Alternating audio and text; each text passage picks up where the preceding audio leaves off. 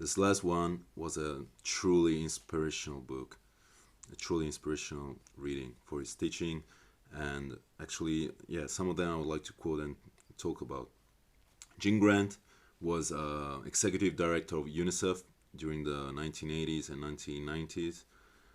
He's the man who is responsible for a great revolution in international development. He was a visionary with a missionary zeal, as it was said. Um, as executive director of UNICEF, he was able to achieve immense, great results.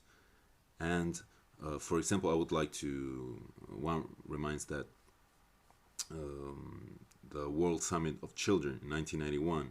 At the time, it was the greatest gathering of chief of state and of governments ever at the time. And yeah, this book was easily available on a UNICEF website. Talks about his life as director of UNICEF, but also about his previous life, and we have also the opportunity to read about some of his best speeches. Actually, the book is written by his former colleagues and friends, so it's a recollection of essays. Who's this man? It's estimated that at the time of his death, because of his influence, at least 25 million children were alive who would otherwise have died at an early age. And I'd like to underline three main tenets that I found in this reading, which are morality, scale, and optimism. So why morality? He was famous for saying morality must march with capacity. And when we talk about that, we mean that already in the last century, it was a time when, for the first time actually in history, the man has the means to bring prosperity to all of its whole of humankind. For the progress we reached, the rate of progress, and for the continuous innovations that are being made. The challenges are stunning, are great as well, but how do we face them? How do we cope with that? The second answer is go into scale. So take down the solutions if we have them, and often there are really low cost, low tech technologies, low tech solutions to many of the biggest issues in the world concerning development as well. I mean, and poverty, and extreme poverty. And so bringing down these solutions and bringing them to the same scale of the problems. Third, optimism, and because he was a man of, as I said, a missionary zeal. He was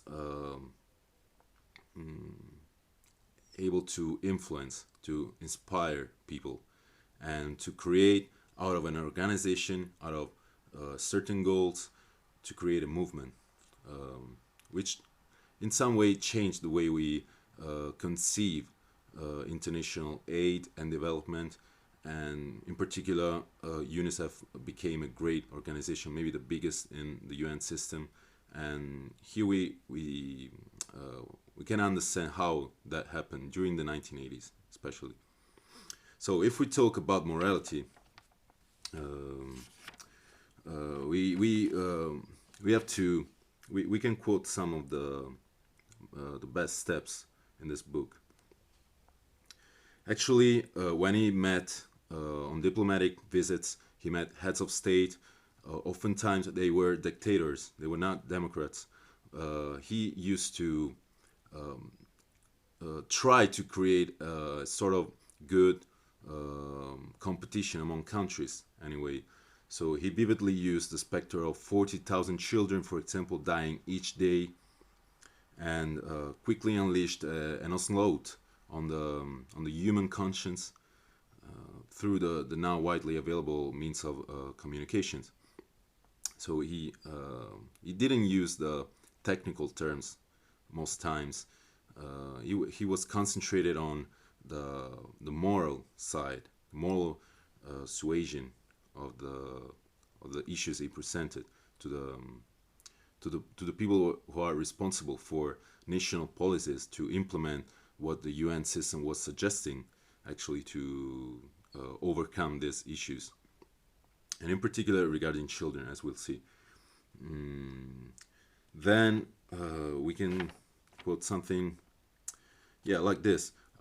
He used to say, surely the time has come to put the mass deaths of children alongside slavery, colonialism, racism, and apartheid on the shelf preserved for those things which are simply no longer acceptable for humankind in this era. It's UNICEF belief that the time has now come to put the needs and the rights of children at the very center of development strategy. And now we see how he developed his ideas and his broad concept of children at the center of development strategy.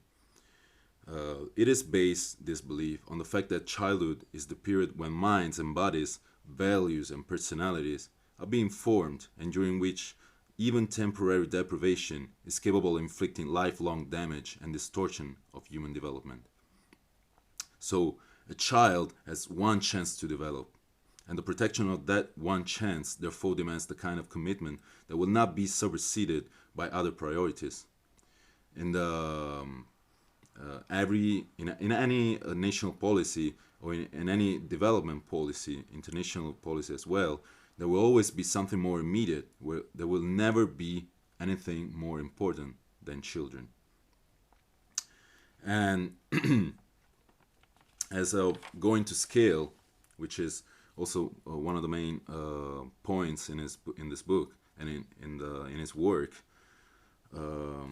he took UNICEF, which was focused on, like many organizations around the world do, on projects, actually. Usually short-sighted projects, unfortunately. UNICEF had to accelerate and move beyond the confines of projects covering a few limited areas with a limited number of activities. This would not provide enough traction to really change national policies and practices. There was also the problem that such projects were not likely to be sustained once the project was terminated. Because of the limitation of resources compared to needs, he also felt the need to leverage the power of ideas. And his hope was to create a think tank to define and promote a children's agenda in the marketplace of ideas. And he also argued that a children's agenda could be a Trojan horse, leading to broader social and human development, a sine qua non for development. He also stressed that when an intervention is of a limited scale, it is more likely that the poorest and the most disadvantaged population will be bypassed and ignored because they are generally more difficult to reach and have less political clout. Projects of a limited scope are also less likely to be sustained and institutionalized because the costs are generally higher and the involvement of foreign expertise is stronger. These are deterrents to replication. So we have to have broad development objectives and few big goals. But when we talk about broad development objectives, such as sustainable development or health for all, education for all, they sum up a desired end result, but give no clue as to how to get there. Such broad aims need to be transformed into more concrete goals, such as reducing infant mortality by a certain percentage, increasing older literacy rates to a certain level, or eradicating a dreaded disease from the face of the earth, all of which can help achieve the broad objectives of development. And here I see, yeah, of course, the influence that this had on later on in setting of the Millennium Development Goals, which I will focus more on in the as I did in my thesis work now for my master's degree. I will talk about it more in the next days, in the next weeks. Yeah, actually, more on going to scale. Grant was convinced that going to scale with a few ambitious but achievable actions was extremely important, both on its own merit and a powerful boost for broader development advocacy. Against all odds, Grant advocated that immunization levels be raised from 10% to 80% within a few years, that the world's major cause of mental retardation be tamed by iodizing all the world's salt, that major strides be made in reducing illiteracy, universalizing access to primary education, and expanding the availability of safe drinking water and sanitation. Dramatic achievements were registered in each of these areas and many more. The lives of over 3 million children a year are being saved today because immunization programs went to scale thanks to his work. In present day, we can see how many development agencies are they suffer from trying to do too many different things, and oftentimes they do it badly. Grant said that UNICEF had to devote a lion's share, and it did it, of its resources and efforts to just a few major interventions. And so he withstood the criticism about being tunnel vision and never tired of advocating for his priorities, which were regarding children, of course. But in the end, the results were spectacular, as I said. We can quote this. During the 1990s, Guinea worm disease, which had affected over 1 million people in Africa, was reduced by 90%. Deaths due to measles were reduced by 85%. The reported cases of polio were reduced by 99% and eliminated in at least 110 countries. This is stunning. 1.5 million child deaths were averted every year by popularizing the low-cost, low-tech oral rehydration therapy. The eyesight and nutritional status of millions of children are being protected every year from learning disability thanks to dramatic progress in salt iodization. So, this is to say, to quote the best steps that I read in this book. The last point I would like to underline, as I said, is optimism. Why? And this goes for everything, not just development. It goes for our own approach to life and our challenges in our own private life, not just in public life and in international development. Like somebody said, resignation and cynicism are always self-fulfilling prophecies. So this is the main teaching, and maybe one of the main legacies, and also this is why I consider this a truly inspirational reading and personality.